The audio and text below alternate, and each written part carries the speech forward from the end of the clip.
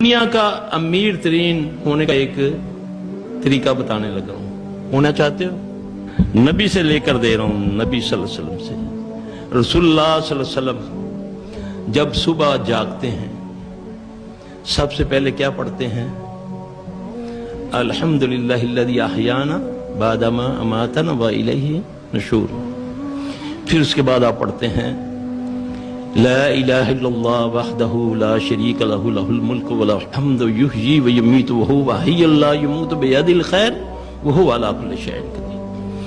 پھر آپ پڑھتے ہیں سبحان اللہ والحمدللہ ولا الہ الا اللہ واللہ اکبر۔ پھر پڑھتے ہیں اعوذ باللہ السمیع العلیم من الشیطان الرجیم بسم اللہ الرحمن الرحیم ان فی خلق السماوات والارض واختلاف اللیل والنہار لآیات لأولی الالباب۔ سورہ آل عمران کا آخری رکوع پڑھتے پھر آپ بستر سے اٹھتے ہیں۔ اللہ کے نبی صلی اللہ علیہ وسلم نے فرمایا کہ جس نے سورہ آل عمران کا آخری رکوع پڑھ لیا وہ دنیا اور معافیہ میں جو کچھ ہے اس سے اس کے پاس بہتر ہے، یعنی دنیا کے خزانوں سے بہتر جس نے اس کو صبح پڑھ لیا۔